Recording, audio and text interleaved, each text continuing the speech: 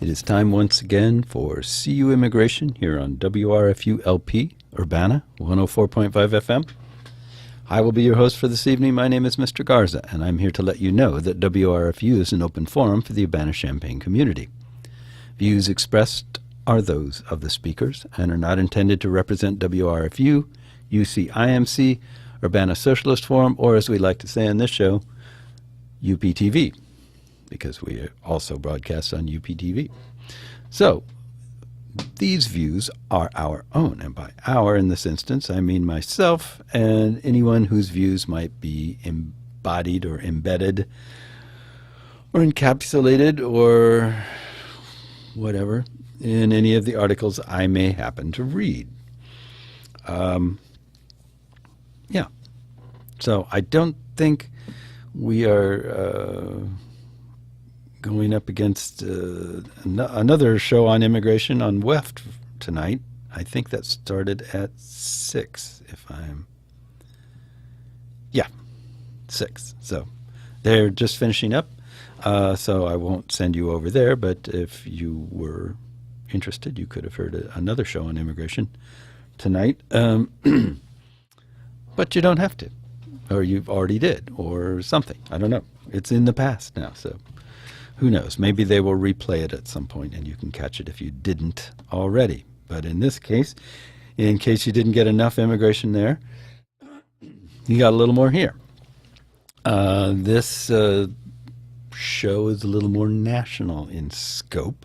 CU Immigration is a local group, but a lot of what I talk about is nationwide. Because it's that's the way the structure works. The decisions are made nationally in Washington, mostly by politicians and that ilk, and then they affect people here in different ways.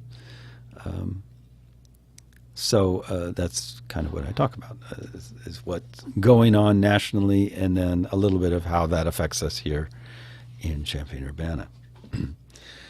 Because that is the deal with immigration. That's the difficulty with it, it is a national issue. It is a federal issue. So local communities can definitely influence the atmosphere, the lives of the people that live in those communities. They can make huge differences. So don't get me wrong. It's not that it's unimportant what goes on here in town.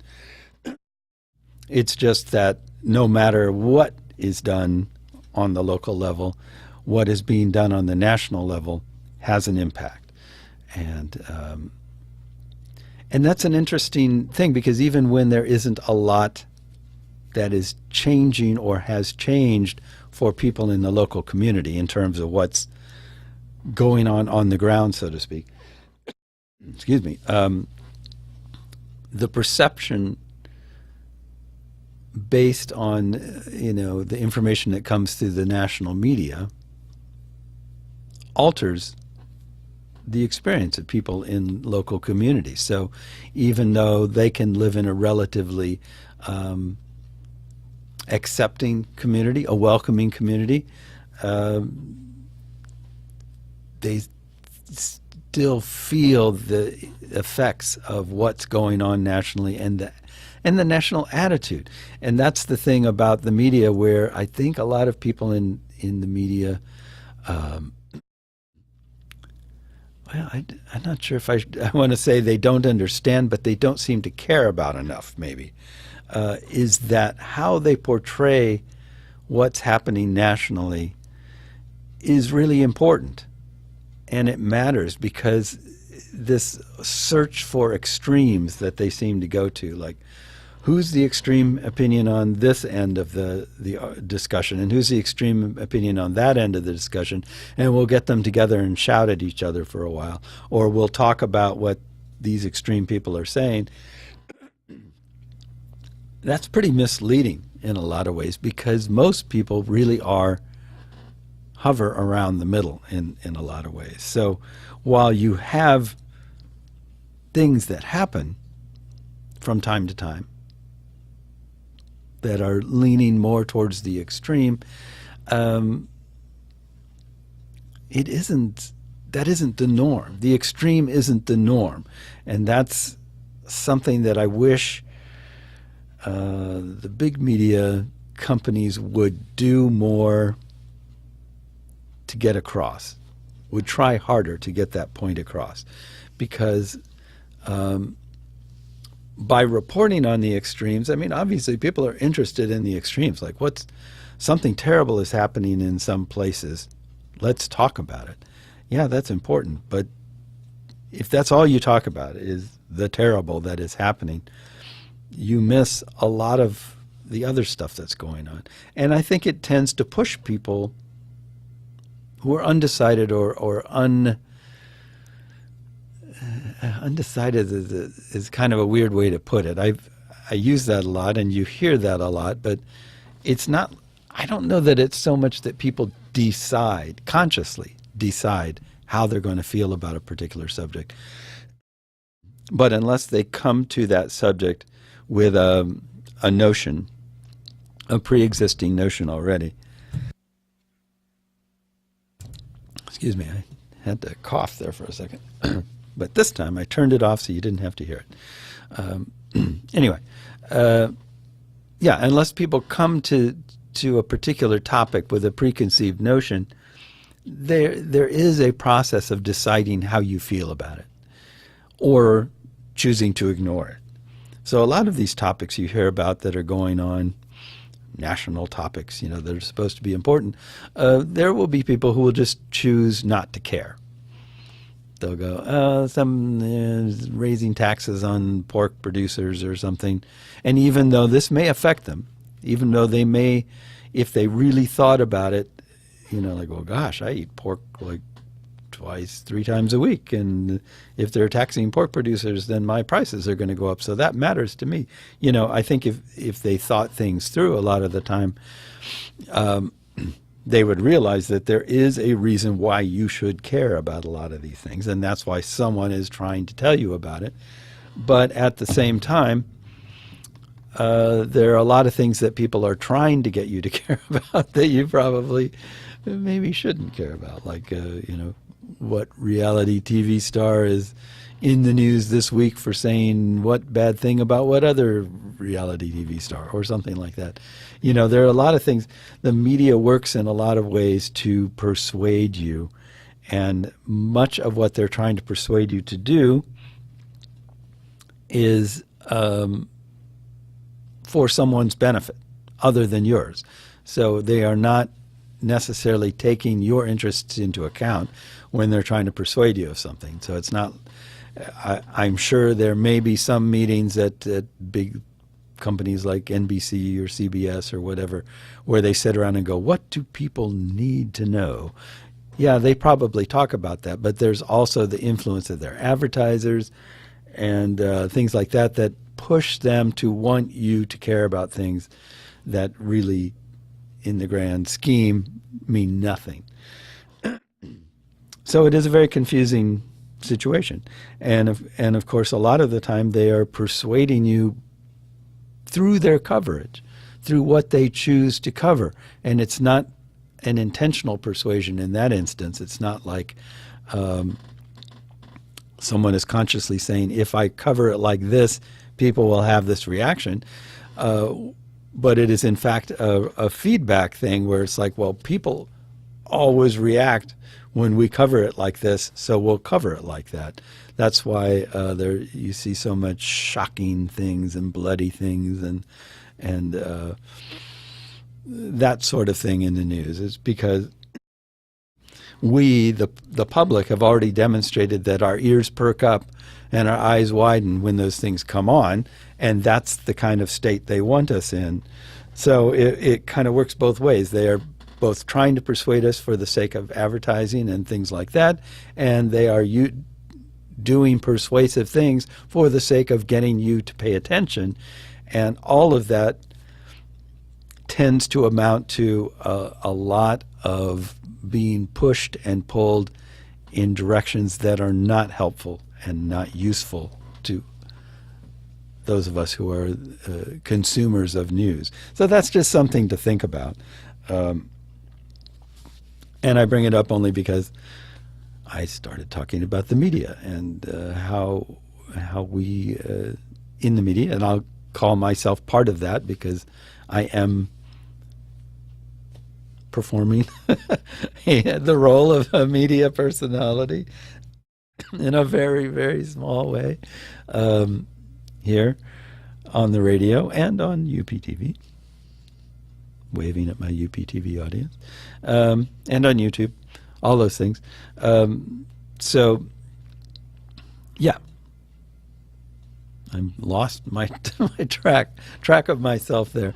My point was just basically that, well, my original point was just to explain why, even though this is a local immigration group that I'm representing, it is often national immigration news that I present. And there you have it. Because it all connects up. It's all interconnected, and it's part of the larger picture, which is something that we all have to be aware of if we want to understand what's going on this topic and on many other kinds of topics as well. So that being said, let's get back to national immigration stuff. Right now, the two things that seem to be sort of in the news regularly, other than if you exclude that Trump person and his constant messaging through Twitter, that just really just confuses everything. And I think that's probably the point, is just to stir things up and direct the conversation. So to a certain extent, what he's saying really doesn't matter, because there's a difference between what he talks about doing and what he can do. And of course, there's the ever-present difference between what he says and what's reality, which seems to be the biggest difference right there. So if you really limited his reporting on his announcements to what is true and he can actually do or affect or change, there wouldn't be a whole lot there. And I wish more news organizations would do that and would recognize that, although I think they do a pretty good job. If you have someone who just basically lies all the time, or most of the time, or so frequently that it might as well be all the time, how do you report on that? You report what they say is true, and then a lot of news organizations do a pretty good job of reporting that it is not true, although they rarely come out and call it lies, but they will talk about it and say, well, the president said this, but this is the actual fact. And then sadly, you have the at least one, if not the one major news network that does not do that, that just reports on it and pretends it's true, or pretends there's a reason why he would have said it even though it's not true, or something like that. And I think that's despicable, but we all do, or we all should. Anyway, that's all beside the point. I'm getting off on a lot of tangents today.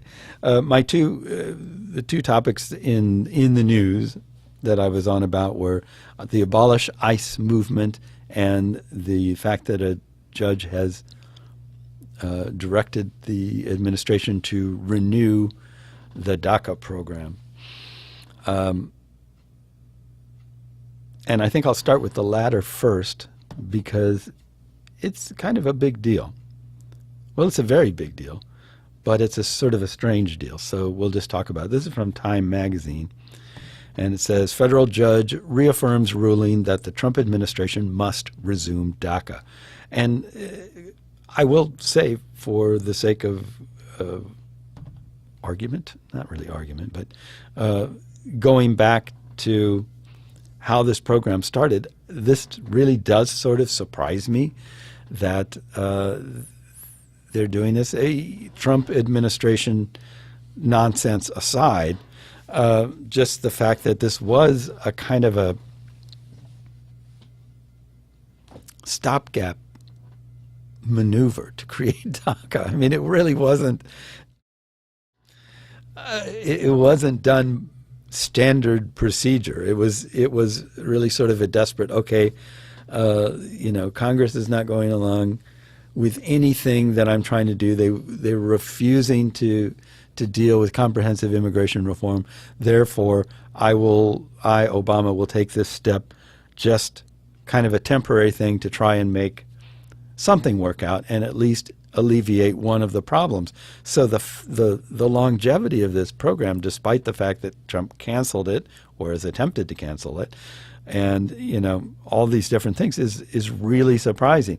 I can see why the Affordable Care Act, for example, has stood the test in many ways, because that was congressional action. That was an actual law signed into law and all those different kinds of things. And it was a reasonable and very well thought out program for dealing with a terrible situation, which is, the medical system in this country, which is horrendous. But DACA was really, they put a lot of thought into it, but it certainly wasn't intended to be a permanent thing. It was supposed to be, this will be temporary until somebody actually does something about this problem. And so it really surprises me, anyway, that I'm making a long statement about just a small point, that this has happened and is happening. But I'll go ahead and read this story anyway. So a federal judge has reaffirmed his ruling that the Trump administration must resume a program that has shielded hundreds of thousands of young immigrants from deportation. The ruling has no immediate effect because U.S. District Judge John D. Bates in Washington gave the administration 20 days to decide if it wants to appeal and ask that it be put on hold while trying to get it overturned. In April, the judge gave the government 90 days to restate its argument to end the Deferred Action for Childhood Arrivals program. In a 25-page ruling on Friday, he said the administration failed to change his mind. 2 nationwide injunctions earlier this year applied only to renewal requests for DACA recipients, commonly referred to as Dreamers. The Washington case also covers first-time applicants. So, wow, Time magazine has very short articles. So that's, like I said, that's a big surprise that this judge has ruled that. And I'm also kind of surprised. I know that Sessions, where was this? I saw this earlier, has, of course, complained about this. But the Trump person himself, I don't think, has really said anything yet that I've seen. And you would think he'd be the first person to start squawking about anything of that sort. Where is, boy, it's funny. I find things and then I lose them and then I can never find them again.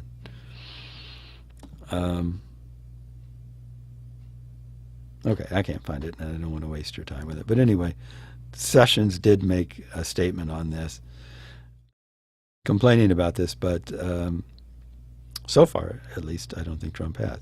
So anyway,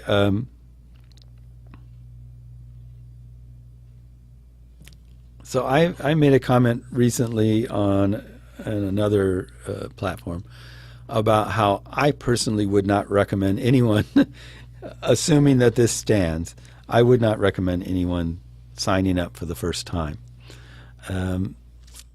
That is probably a controversial statement. I should go back and say that when DACA first came out, Immigration Forum was made a concerted effort to educate people about its presence, about what it could and couldn't do, and help people kind of go through the paperwork and figure out, if they were eligible.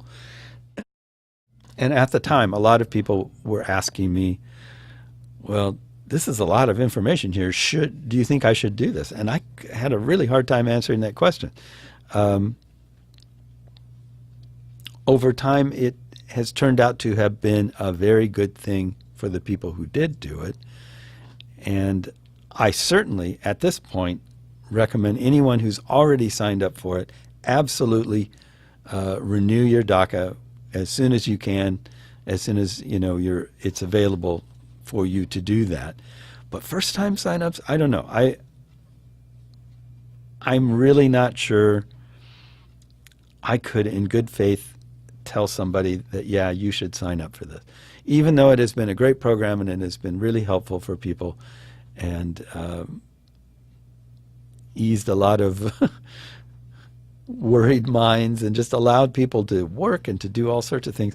But I don't trust this administration or really anybody in it to follow the law.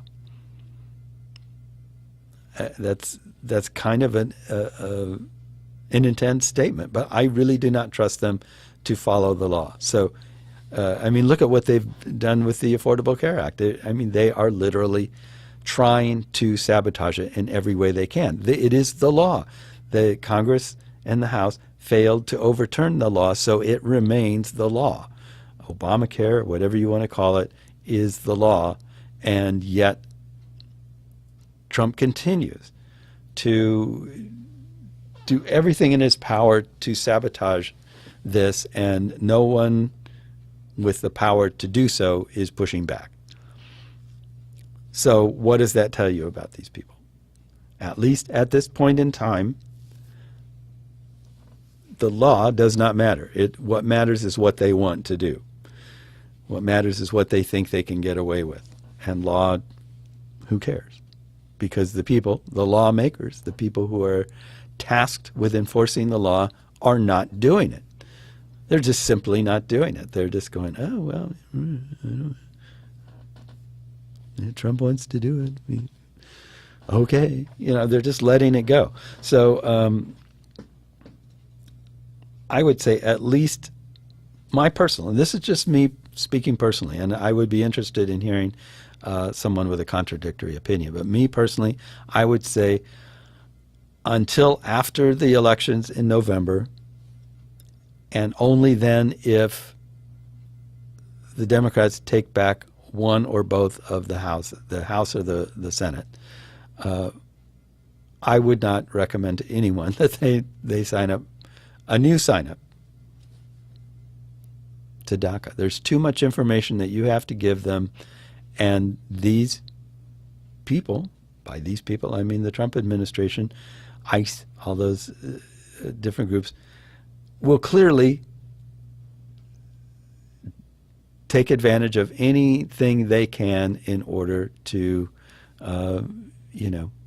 attack the immigrant community in some way or another. So you're just risking way too much, I think. That's my personal opinion. So let's see, what is there to know? So there's here we have in this other site, it's called nolo.com. I'm not sure what that stands for, but it seems to be an immigration legal website. They talk about DACA, and here's a 17-year-old requesting information about DACA and wondering if it's too late to apply. So I'll just read their answer. It says the Trump administration is, as of late 2017, in the process. Oh, okay, never mind. This is like really old. Okay, never mind. That's like late 2017 is a while ago. In Trump world, which we sadly all live in right now,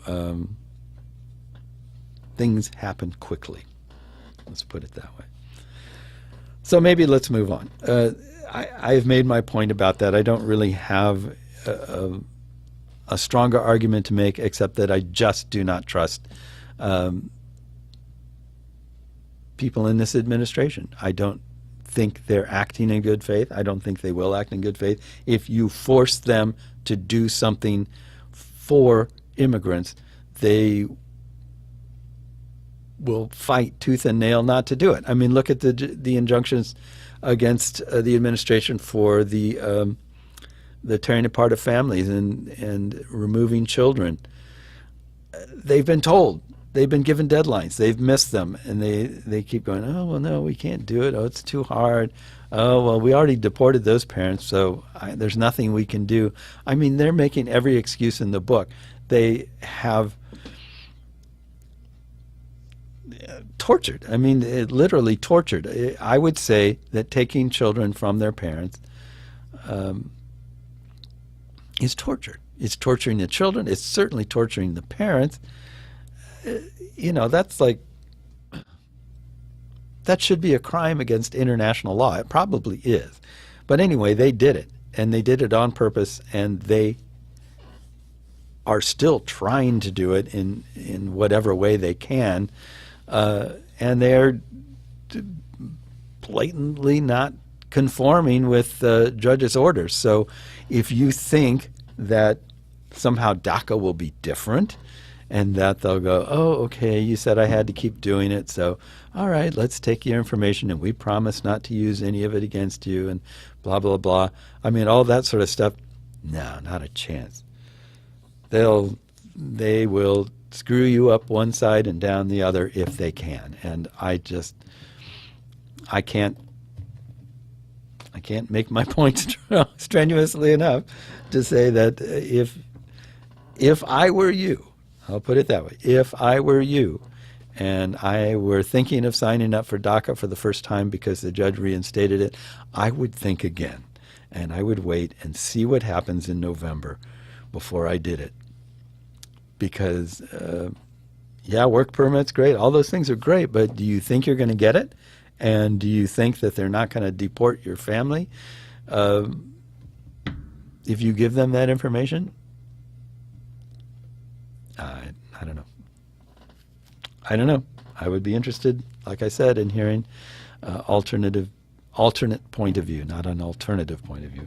Someone who really thinks people should sign up while they have the chance. I could be persuaded, but at this time I am not. So that's enough of that point. Let's get on to the other topic that I wanted to talk about, which is the Abolish ICE movement. And so I found a couple of articles here to read on this topic, because this is one of those things that, like, if you know enough about all the working parts, it's a perfectly reasonable position. Abolish ICE. If you don't, it sounds like crazy. Like, what in the world is that? What are they talking about? You can't. It's like saying, let's, close all the prisons and release all prisoners and deal with this in another way. It's that kind of statement that just strikes people as like ludicrous and wild if they don't know what's actually being discussed and what it actually means. So let's read these and then we can talk about it a bit, because there are a number of people on the sort of Abolish ICE train right now that's going to be a really hard sell, because Republicans are going to push back on that in every possible way.